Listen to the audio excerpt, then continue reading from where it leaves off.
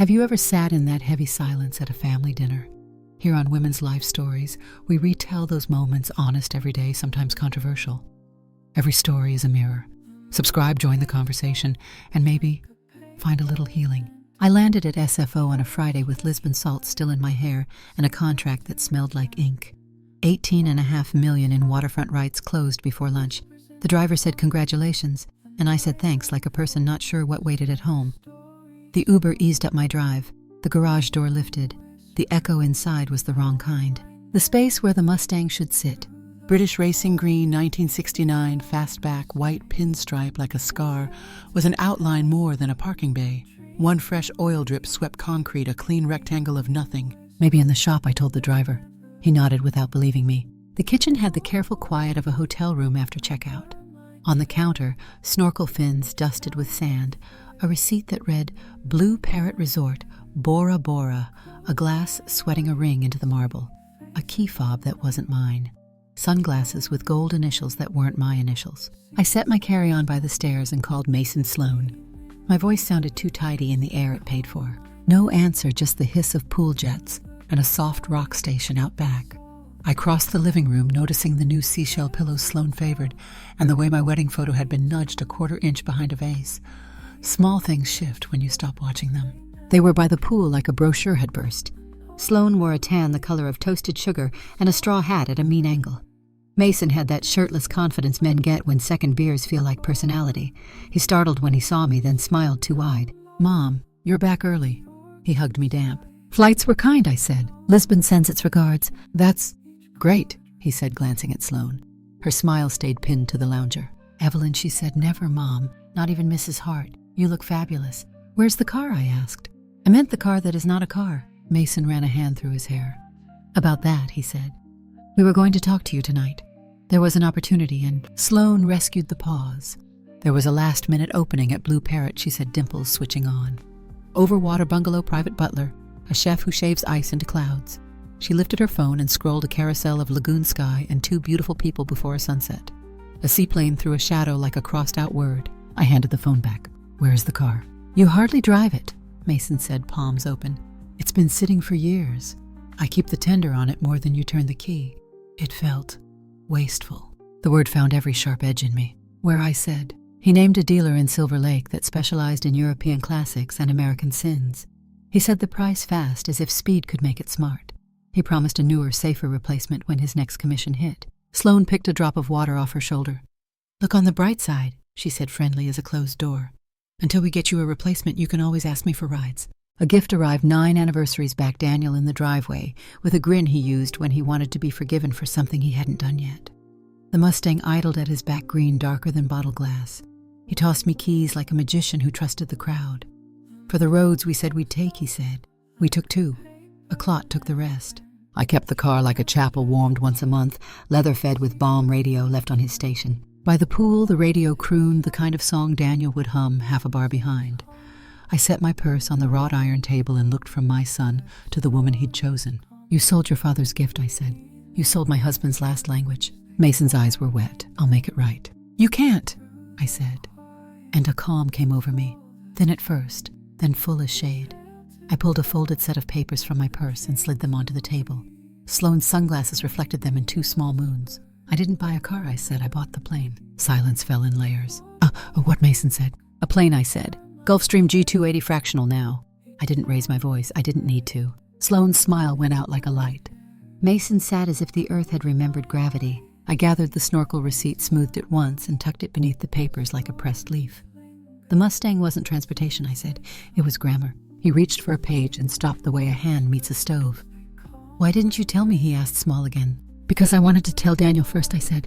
A gull cut across the sky. Somewhere on the bay, a ferry blew its long, practical note.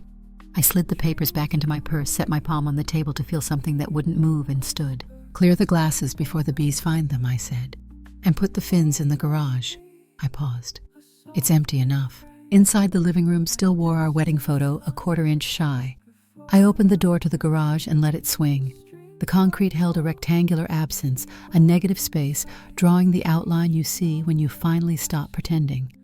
I listened to the house inhale and exhale. I closed the door gently so it would remember who does the closing. The garage door clicked shut behind me like a period. I took a shower that rinsed Lisbon from my hair and left Daniel's station playing low in the bedroom. By the time the last note faded, I had a bag packed, the snorkel receipt folded into it, and a ride on hold for SFO. I locked the house carefully, front-side studio, then turned once in the foyer to memorize what still belonged to me. The Mustang-shaped absence had taught me not to assume. The red eye knifed east through a moonless strip of sky. I slept in 20-minute rations and woke to Newark gray, the kind that makes coffee necessary and decisions simpler. By 10, I was in Soho in an apartment I owned and barely knew white walls that didn't argue floors the color of tea, a view that cut a rectangle of Houston Street into the morning. It smelled like lemon oil and ambition. I set the receipt on the kitchen island and wrote in small block letters at the top, inventory. Then I opened the cupboards, 4 plates, 2 wine glasses, nothing that could break a heart, and unpacked my bag with the speed of someone hiding from jet lag. At noon, I walked 2 blocks to a diner where the booths were vinyl, and the coffee came with a sternness I respected. Nia Bennett slid into the seat across from me, still wearing that professor's posture that makes a person sit straighter. The last time we'd been in the same city long enough for lunch, we were 30 and loud about the future. "Evelyn," she said, and took my hands the way she always had, thumbs anchoring my pulse. "Tell me what you can say out loud." "My son sold Daniel's car," I said plain, "to fund a vacation that photographs well." Her mouth did that small, surgical softening. "And you bought the sky." "I bought distance," I said. The sky came attached. We ordered eggs we didn't need, and coffee we did. I told her about the pool, the hat, the dealer's name in Silver Lake. I told her about the line I heard myself say, and the calm that followed it like shade. "You've been paying interest on grief for 9 years," Nia said. "It compounds. You didn't notice the fees because you were busy building the principal." Translation. I cushioned everything. I tore a packet of sugar I wouldn't use and folded it into a square. Mason learned to bounce, not to land. "Don't turn it into a syllabus," she said gently. "Just draw a line and stand there." "Standing requires shoes," I said, and smiled because she wanted me to. Then I pulled my phone and texted Priya. She answered before the second vibration. Priya's voice has always sounded like good lighting. It makes problems visible without making them bigger. "You're back?" she asked. "In New York," I said. "I need a small legal meeting of the board at 3. We'll keep it to process. I'll send language. And IT needs to revoke Mason's admin privileges across the suite. Quietly now." "Understood." "And Priya, until the board convenes, I want you signing approvals over 50,000. I'll confirm with counsel." Pause then. "Yes, Evelyn." I hung up and looked at Nia, who was looking back like a mirror that tells the truth without the cruelty. "Acting COO," she said. "I'd say congratulations to her if it didn't hurt to hear the title given that way." "It's a tourniquet," I said, "not a ring." Nia nodded. "Who's your forensic?" "Don't have one, yet." She pulled a pen from behind her ear, as if she'd been waiting for that sentence. "Call Carla DuPont," she said, and wrote the number on my napkin in neat campus script. "She came out of the SEC, now does private work. Smart, invisible, mean to liars." I called from the sidewalk where the city insisted on its noise.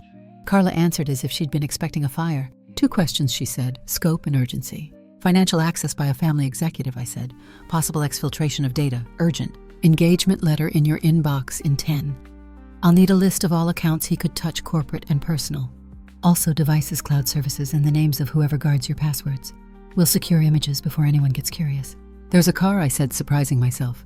"It's gone. That's not your world, but it feels like the same language." "Loss is portable," she said. "Send me what you have." Back upstairs, I opened my laptop and found the letter waiting. I signed, then wrote the list Carla wanted. It took longer than I liked. Access had a way of spreading, especially when you're trying to keep the peace. I flagged 3 places where I knew I'd been generous with keys. Then I sent the document and sat very still for 30 seconds, counting to 10 3 times without a reason. At 2, Leo Martinez arrived with a legal pad and a face like he'd rehearsed saying no in a mirror. "Keep it boring," he said, after I'd sketched the facts. "Boring saves companies. We acknowledge personnel adjustments and reiterate internal controls. We don't color in family." "Can you write something that doesn't sound like punishment?" I asked. "It will sound like process," he said. "Process is slower than revenge and ages better." He wrote while I made a second list. Locks, cards, passcodes, who still had a key to the Marin house, who still had an open tab at the corporate travel agent. Security's head marta texted back a single checkmark emoji, which made me forgive that rule about emojis for the afternoon. She'd arrange a rekey and Marin courier new badges and archive Mason's inbox pursuant to policy. She didn't write pursuant to policy. She didn't have to. Marta is policy. At 2:30, I called the dealer Mason had named Blue Flag Motor House. The man who answered had the bright tone of someone who sells nostalgia by the pound. When I gave him the VIN, he got careful. "Ah," he said. Yes, a clean fastback. We moved quickly. Inventory is a hungry animal. Who sold it to you, I asked. I can't disclose client information. I can, I said. I read him Mason's full name, my name, the date of title, the county. You purchased a car that wasn't yours to buy. A pause you could measure. Miss Hart, we took every precaution. I doubt it, I said. But your lawyer can tell you which ones you missed. If the vehicle is still in your possession, we can discuss a number I'll pretend not to resent. If not, you and I are done until my counsel calls yours. It has already been placed, he said, unsteady now. Collector in Los Feliz, private. Of course, I said, and hung up before I did anything human. At 3, the board called in. Screens multiplied out of nothing. 2 partners in Midtown offices, 1 in a car, 1 walking a dog that refused to cooperate with corporate governance. Counsel framed the meeting. I kept to verbs.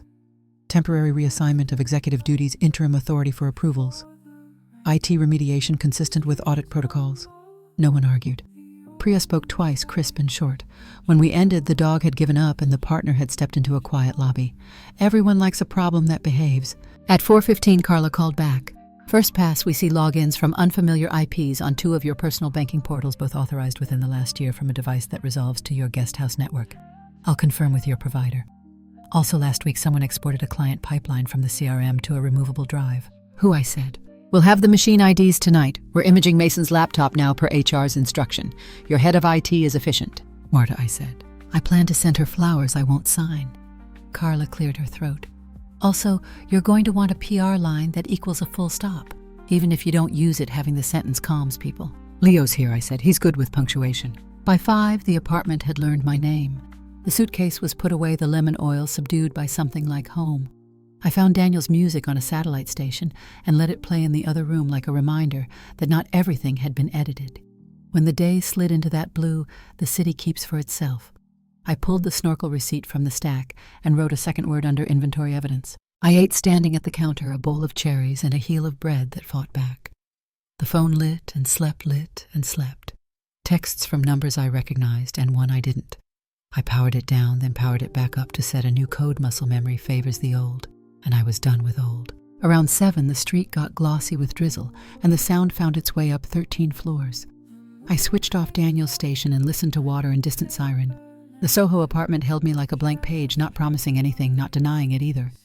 I rinsed the cherries, stacked the bowl, and left the receipt where I could see it. On the kitchen island, the word inventory sat above a neat pile of fax dealer. Date, hotel names, approvals, moved locks, changed, access, revoked. Not a sermon, just nouns. I capped the pen and set it beside the paper so I couldn't mistake what tool I needed in the morning. Morning made the Soho windows look disciplined. I brewed coffee that tasted like decisions and moved the inventory sheet to the center of the island. The pen lay where I'd left it, cap on patient. Before the mug cooled, Carla called. We imaged 3 machines overnight, she said. 2 clean. One Mason's work laptop shows a CRM pipeline export at 11:42 p.m. the night before you landed. The file name is helpful Q3 on master all. Original, I said. Helpful, she repeated. We're also seeing authorizations on 2 of your personal banking portals from an IP block that maps to your guest house network. The pattern starts small 12 months ago and scales. Think sand, not boulders. How much sand? Working total as of 5 a.m. is 1.93, she said. Million. That's net of 2 reversals a bank caught and pended. The rest left by way of a fintech. You're not a client of FinRiver, and into an LLC in Malta called North Current Holdings. The on-ramp is dull. The off-ramp uses Caldera Exchange. I wrote the names exactly as she said them. How fast can you give me a chart that a board will understand before lunch? I'll send 2. 1 fit for walls, 1 for prosecutors, in case life insists. Also, your bank manager needs to be in the loop before we trigger additional alerts. You want me on that call? Yes, I said, at 10. She hung up. I poured coffee over the dregs and took the bitterness like medicine. Leo arrived without knocking. A skill crisis people adopt because knocking sounds polite. And this was not polite. He sat, read the sheet, then looked up.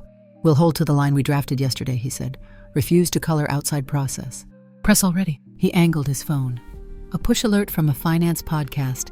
Street noise nepotism burns hot at Hartfield. Submit tips. Then an email chimed on my laptop from the Wall Street Journal's corporate desk request for comment regarding leadership adjustments and data handling concerns. Boring, Leo said, pleased. They don't have color. Let's not lend them any. The 10 o'clock with the bank happened in a conference room I didn't have to leave the apartment to reach. New York is good at building rooms over air. Carla ran the call like a surgeon who introduces the scalpel once the patient agrees that pain exists. The manager blanched at the word Malta steadied at Finn River, went pale again at Caldera. "We'll put holds on any outbound movement not originated inside the private client app," he said. "We'll also tag the guesthouse IP for automatic review. I apologize, Ms. Hart. The amounts were atomized and the timing coincided with legitimate transfers into your Lisbon venture." "That is how sand works," I said. "It finds shoes." Carla muted long enough to say quiet, "You kept him close. He used proximity well." After the call, Leo slid a draft across the counter. "We acknowledge personnel transitions and reiterate controls. We don't feed the gossip machine," he said. "You'll get follow-ups. Decline them with grace. If they press, give them policy. Policy is the world's softest brick." My phone buzzed with a number I knew and had been ignoring. "Sloan." I let it finish. A minute later, a text, "I need to see you. Not to fight. Nolita Cafe Lark. 1 hour. A second text. Please." I showed Leo. He didn't smile. "Public place," he said. "No misreadings." Cafe Lark had tables the size of regret and good light. Sloan was already there, barefaced, the hat gone, a sweatshirt with a bad pun about New York she would never wear on camera. She stood, then sat again as if she'd practiced both. "Thank you," she said. "For what I asked. For coming," she said. "For not bringing a lawyer to talk to a person." A server set down water. She wrapped both hands around the glass like it would confirm her temperature. "I'm not here to yell," I said. "I don't have the time, and yelling costs twice the breath now, and the apology later." She let out a sound that could have been a laugh if it had more muscle. "Mason asked me not to call," she said. "Which is why I did. That probably tells you everything." "It tells me he's consistent," I said. She nodded, kept nodding, stopped. "He told me to lean on you with the pregnancy," she said, voice steady. Only because she was pinning it down. Use words like family and legacy and grandmother. "I'm saying that because I don't want to carry it. The air between us changed shape. Are you?" 12 weeks, she said. "I can show you a grainy moon if you need proof." "I don't," I said. "We sat long enough to understand we could." She reached into her tote and set a plain manila folder on the table. It had the careful weight of something a person wants to stop holding. "I found a false bottom in Mason's desk," she said. "You know the shallow drawer where he keeps branded pins? The back slides if you pry like you mean it. These were there. I took pictures and then took the originals because pictures can be called fake." I opened the folder. Photocopies of bank statements, screenshots of Finn River transfers, a spreadsheet titled Liquid Illiquid with columns for fast, slow leverage. A typed inventory of my personal assets accurate to an offensive degree. In the margin, a neat list of names, bankers, attorneys, vendors, and next to each a word helpful obstacle workaround. Halfway down a page, a retainer agreement for Marcus Fletcher-esque. A lawyer I didn't know with a line at the bottom stamped Disbarred 2019 in a different hand. The retainer summary referenced asset protection scenarios that were neither protective nor assets. I turned pages with a care usually reserved for glass. "How much of this did you know?" I asked. Her throat worked. "Vacations arrived," she said. "Clothes arrived. A feeling arrived like living on a bill we hadn't seen yet. I told myself client commissions were up, that the company was doing better, that Daniel's money had been generous. I didn't ask. Not asking is a skill if you practice." "Why bring this to me?" I said. "It puts you on a side." "I'm on the side of not being stupid twice," she said. "Once for marrying a man's promise, once for staying married to his plans. I don't want to stand next to whatever this is when it tips over." The server took our untouched menus like a blessing. Sloane's hands were steady now. "Did he talk about the Mustang?" I asked. "He said you'd forgive him the way you always did," she said. "He said he'd replace it with something sensible, and that the collector money would float us through until Westlake hit." "Westlake is a project, not a life raft," I said. "I know that now," she said. "He keeps a private email, by the way. Not the one you think. The name's dumb, North Current, but it matches your Malta thing. The password is more dumb. The year we met and his college number. I didn't write it down. I didn't need to." I resisted the muscle memory that wanted to fix to go to a keyboard to rescue. I kept my hands on the folder and my eyes on hers. "What do you want from me?" I asked. Not a challenge. Just wait. "For the baby, nothing you don't want to give," she said. "I know how that sounds. I mean it anyway. For me, I want you not to think I did this. Not the planning, not the stealing. I wanted the easy picture he sold me, and I let it be easy. That's mine." We let the room handle the silence. A couple argued softly over a croissant like peace could be divided in half. A delivery man stacked boxes.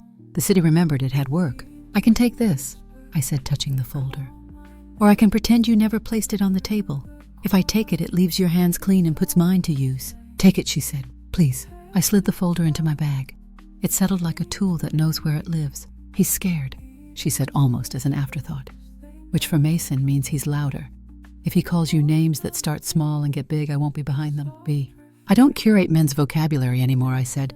I just label it and move on. She gave me one of those brief, unwilling smiles that women trade like currency when they recognize the same weather. She touched her stomach, not like a picture, like a check. Thank you for not hating me, she said finally. It doesn't pay, I said. Back on Houston, the day had settled into an honest gray. I walked without hurry, the folders outline a new geography against my hip. Upstairs, I put the papers on the island beside inventory and added a line under evidence in a tighter hand: North Current, Finn River, Caldera, Fletcher. I dated it. Carla arrived in 20 minutes with a messenger bag and a face that could find microfractures. She put on gloves without comment and lifted each document like a one-egg cake. She didn't ask where I got them. I didn't say. She photographed sleeved, sealed. Leo stood at the window reading the WSJ email for tone the way some men sniff wine. Your daughter-in-law, Carla asked neutral. My son's wife, I said. For now, that's precise enough. Carla nodded. We'll mirror the phone she used to take the photos if she consents. If she doesn't, we have what we have. The apartment hummed with small machines. The camera ticked the printer's leisurely sigh, a phone's soft buzz turning to silence. For a second, it sounded like a lab. I signed a chain of custody form with a pen that seemed newly heavy. At this volume, Carla said, tapping the totals she'd printed. A competent auditor could miss this if the thief times it against big legitimate movements. He did. The monthly signature's $18 to $500 here, $22, $200 there, nothing with a brag. How did he move the first grain, I asked. Trust, Carla said. It makes the best lubricant. Leo slid over the WSJ reply he drafted. 2 sentences, 26 words, each placed like a brick you could stand on. Press will spin your quiet into rumor, he said. Let them. Noise is a bad analyst. When they left, the apartment felt larger the way rooms do when something has been removed that you can't name yet. I washed the single coffee cup, dried it with a towel that tried to lint and failed, put it on the shelf that seemed right. Then I pulled Daniel's station back on low and let a guitar line thread the air between the island and the window. Around dusk, my phone lit again with Sloane's number. I picked up. Yes. Thank you, she said. The line held. For taking the folder, for not asking me to pick a side I don't understand yet. You already picked, I said. You put something on a table. She made that almost laugh again. If you need me to say where I found the false bottom, I can. If you need me to not be in the room, I can do that too. I'll have someone contact you about a photocopy, I said. He or she will be kind. Kind is extra. I'll take ordinary. After we hung up, I stood at the island and read the spreadsheet one more time. Liquid, illiquid, fast, slow, leverage. The small notes in the margins were the part that stung Evelyn sentimental next to the lodge on Lake Tahoe. Board 2 soft votes next to a line about approvals. Priya watch circled twice and underlined. I uncapped the pen and drew a rectangle around Priya's name, then a heavier one around Evelyn's sentimental. I set the pen down and flattened my palm over the word until the ink felt warm through the paper. Outside, Soho kept its reign to itself. The city's lights came on like a professional habit.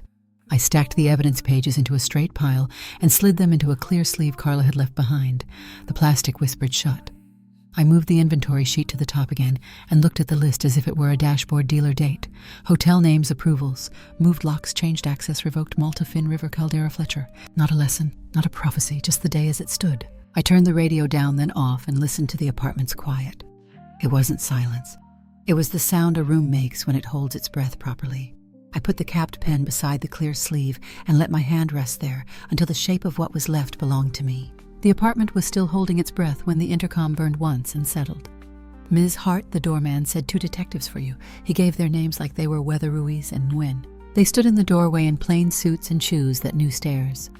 Ruiz spoke with the patient diction of someone who files reports that outlive him. We'd like to see whatever you can show us, he said. Nguyen opened a slim folder and waited like a metronome. Carla arrived behind them with her kit and a nod that said, we're not improvising. We use the dining table because it forgives ink. I set down the sleeve she'd sealed the inventory sheet, the photocopies Sloane had delivered, the call log, with the bank a printout of Q3 Master All that Priya's team had generated from the server. Ruiz didn't touch anything at first. He read with his eyes and a pencil that didn't move. Nguyen photographed each page in a rhythm I could have set a clock by. Your guest house network, Ruiz said, eventually, pencil suspended. Who has the password? Family occasional contractors, I said. My son lives there. Nguyen slid a form toward me. Consent to share logs and device IDs with us and your provider, she said. We'll route requests through council, but this moves blood faster. I signed. Ruiz tapped a paragraph on the spreadsheet titled Liquid Illiquid. He understands you, he said, conversational as a weather report. His eye had caught Evelyn sentimental beside Lake Tahoe Lodge. "He's had time," I said. Marta's name flashed on my phone HQ now. I stepped to the window. "We denied his badge at the turnstiles," she said. "He tried the executive elevator with a visitor pass. When that failed, he raised his voice, then his hands. No one's hurt. NYPD is here. Is Priya safe?" "She's in a locked conference room," Marta said. She stayed calm. "We sent staff to the cafeteria." "Don't be a hero," I said. "Be a policy." She was already that. "Copy," she said, and the line went clean. I turned back to Ruiz and Nguyen. "He's at the office," I said. "Security has called you colleagues." Nguyen dialed without leaving the table. Her voice became a hinge for a moment, connecting rooms I couldn't see. Ruiz made a note that looked like a single decisive stroke. Leo texted a screenshot, a push alert. Hartfield COO denied entry, police called, with a photo that wasn't our lobby. He followed with one-line statement. I answered release. He knew which one. Ruiz looked up. "We'll want to speak with Ms. Kapoor and your head of security," he said. "We'll also need your counsel to coordinate a preservation notice to the dealer who purchased the vehicle." "Blue Flag Motorhouse," I said. "Los Feliz collector." Nguyen had already written it. "We'll serve both," she said. "Title records help." The apartment's quiet folded back into place when they left. Carla lingered. "He'll escalate where he still thinks he can win," she said, zipping the kit. "Access. Optics. Anything that feels like leverage." "He's already tried optics," I said. "There's a podcast asking for tips like we're a carnival." "Noise is cheap," she said. "Paper is not." The phone again, this time an unfamiliar number from Nevada. The title company for El Dorado County. The woman on the line sounded like she knew the shape of fraud in her sleep. "We're holding an escrow packet for a Lake Tahoe Lodge," she said. "An e-signed grant deed from you and a limited power of attorney naming your son. The notary certificate doesn't validate. Before we refer to the recorder and law enforcement, we wanted to confirm you did not execute these." "I did not," I said. "Then we'll route it where it belongs," she said. "You'll receive copies via counsel." I hung up and called Ruiz back. "Tahoe," I said.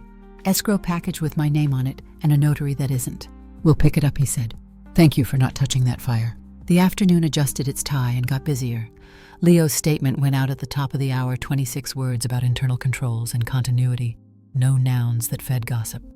The journal ran a measured item that quoted our lines and no one else's. The podcast pivoted to a different scandal before dinner. Scandal prefers a reply that argues, and we hadn't given it one. Priya called from the conference room. Behind her, the frosting on the glass made the corridor look like fog. "He's gone with the officers," she said. "Marta will file an incident report. Staff saw more blue jackets than they've seen since the fire drill." "How are you?" I asked. "Steady," she said. And it sounded like a fact, not a costume. We had 2 clients in reception during the noise. They appreciated our signage about privacy and our lack of dramatics. "Thank you. We found his portable drive in his desk," she added. Labeled Q3 Master All in a folder called Maya C, like a teenager hiding a diary under Algebra 2. I almost smiled. "Carla will love that," I said. "Hold it sealed." The precinct called an hour later. A sergeant whose name I didn't catch spoke in the voice people use when they're reciting steps. "Mr. Hart has been booked on misdemeanor trespass and simple assault pending review," he said. "Given statements we've already received, detectives may add charges." He asks about bail. "Is there a dollar amount?" I asked. "Not yet," he said. "Magistrate within the hour."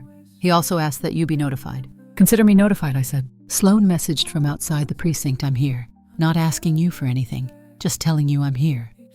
The street light behind her in the photo made a halo that wasn't kind. I texted my attorney Dwyer to meet me 2 blocks away.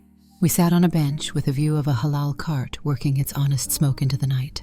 I handed him the short stack, Sloan's folder copies, Carla's summaries, the title company's contact, the bank's hold notice. "I need 2 instruments," I said. "First, representation for the company, and for me that doesn't intersect with his.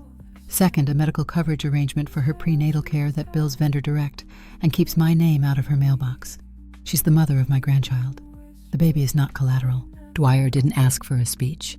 He wrote 3 lines in a notebook that looked older than the city and said, "We'll keep the mechanics clean." He left me on the bench with the halal steam and a street violinist sawing something almost brave. My phone lit with a text from an officer whose number Ruiz had passed along arraignment complete. Nonviolent charges released ROR for the misdemeanors, separate hold pending review of financial case. He's agitated. He'll likely call. The line ended with nothing else. It didn't need more. He did call. I watched the name reconsider itself on my screen and let it consider. It quit. He texted instead short words that started with questions and salted into blame. I set the phone face down and counted to 60 twice. Back at the apartment, Leo was packing his pad. "WSJ is done for today," he said. We declined 3 calls from folks who wanted adjectives. I gave them nouns. Thank you, I said. He nodded at the inventory page. Add title Tahoe, he said. Even if it feels like writing on bone. I wrote it. The letters came out cleaner than I expected. Carla checked in one more time. We've mirrored the guest house router logs with the provider's help, she said. There's a pattern of late-night sessions to your bank portals routed through a consumer VPN. The VPN doesn't beat a subpoena. Also, the portable drive Priya found matches the hash of the office export. Chain of custody is intact. Good, I said. I'll sleep when your head of security sleeps, she said. She's my new favorite person. She does that to people, I said. The day rolled its shoulders and shifted into evening. I made tea because coffee would have lied. The steam lifted against the Soho windows and drew a faint ghost on the glass. Daniel's station played in the other room on a guitar line that knew where the downbeats lived. Sloane texted once more. If anyone contacts me for the photos, I'll say yes. Prefer email. I replied with Dwyer's address, and nothing extra. She sent back received like a person who had learned a word that does the job. The intercom burned a small orange again. The doorman's voice came up, warmed by the desk lamp. Courier Ms. Hart, he said. The envelope held the title company's scans and a cover letter with tidy outrage. Carla had them on her screen before I'd finished reading. I sat at the island the way you sit on a dock that doesn't wobble. The inventory sheet had become a ledger of ordinary nouns that had learned to stand: dealer date, hotel names, approvals, moved locks, changed access, revoked Malta, Finn River, Caldera, Fletcher, title Tahoe, precinct statement, chain of custody. I capped the pen and set it down with the care you give a tool that earns it. Marta sent her incident report at 9, a clean PDF Times, stamped actions listed no flare. It ended with a photograph from the lobby camera of a plant in the corner stubbornly failing to thrive. She'd embedded it by mistake and left it. The sight of a plant that refused a storyline made the room less tight. I closed the laptop. The apartment made the soft syllables buildings make when they've had enough of our words. I turned off the lights one by one and stood at the window until the glass let my reflection fade and kept the city. Morning drew a clean edge across the Soho windows. The apartment exhaled. I made tea, signed the last page of Carla's chain of custody packet, and walked it to the lobby so the doorman could hand it to a courier with a name tag that didn't blink. Back upstairs, I set the inventory sheet in the drawer and left the pen on top like a lid. Dwyer arrived with a folder that clicked when it closed. We sat at the island elbows, not touching. 2 things, he said. Your personal banking powers consolidated to you alone. Durable powers of attorney revoked and replaced. And a cooperation letter for financial crimes. Narrow, exact. He turned the pages. I initialed where paper wanted proof that a person had been present in her own life. He slid over a separate 1-page arrangement for Sloane's care vendor direct no invoices wandering into the wrong mailbox. He didn't use adjectives. I signed. Ruiz and Nguyen came at 10 with a thin smile for the doorman and a thicker stack for me. We used the dining table again. I read their typed summary dates, the dealer, the guest house network, the title company's packet, the CRM export. The sentences were dry enough to hold a match. Anything here you can't stand by, Ruiz asked. I can stand by more than that, I said and signed. Nguyen printed the time below my name in tidy numbers. Priya called on the hour. Her voice had a steadiness that would have made Daniel nod. Payroll ran, she said. Vendors paid. Clients calmed. The office is quieter than a library. Marta says she could hear the printers breathe. Good, I said. My voice matched hers. Evelyn, she added. When this is over, we'll need to call 3 clients about the export. Today they're fine. Thank you, I said, and let it be enough. Carla texted title Tahoe recorder accepted our packet. Fraud unit looped in. Bank holds live. Guesthouse ISP confirmed VPN endpoints. It read like a heart monitor settling back into rhythm. I called Sloane. She picked up on the first sound. Yes. I filed what needed filing, I said. If someone asks for the photos, Dwyer will handle it. Your medical arrangement is active. Use it. No one will send you an invoice with my name on it. She was quiet, and then not. Thank you, she said. I'll keep the emails. You keep your feet, I said. That's enough. By noon, the sky over Houston Street went clear enough to pass for an answer. Leo stepped in with a final copy of our release folded to the line that mattered, and a small nod I hadn't seen him give anyone. Journal closed their item, he said. Podcast has moved on to a biotech meltdown. We didn't give them adjectives. They ran out. He took in the apartment, the papers in their trays. The cup rings wiped off the island. You look like a person who can leave a room and find it the way she left it. I'm practicing, I said. He smiled without showing it. You'll be fine. By 2, I was in a car, cutting west, under a sky the color of stainless. Teterboro hunger doors were open like a stage, waiting for actors who knew their lines. The G280 sat under light that made its paint look like thought. A crew chief with a clipboard said my name like it belonged here. The captain shook my hand with the same pressure Daniel used when he meant yes. "Filed and fueled," he said. Inside the cabin was small enough to keep secrets and large enough to breathe. Cream leather, a table that swung into position and clicked their windows that turned the afternoon into measured panes. I set my bag in the closet and touched the edge of the jump seat with the back of my fingers the way a person checks that wood has cured. On the galley counter lay a single safety card and a pen with no logo. I picked it up, uncapped it, and wrote in the top corner of my notebook, "Road Sky." Under it, one more word I'd been avoiding, small as a date done. The crew chief closed the door with a seal sound that felt like a decision. The captain's voice came from the cockpit, even and unhurried. He spoke a string of numbers that meant permission to move. We rolled. The strip outside the window blurred into something the eye couldn't keep, then caught again, steady, then lifted. The river unstitched below and stitched back wider. New Jersey gave way to light. The cabin settled into the kind of quiet that isn't silence so much as absence of bother.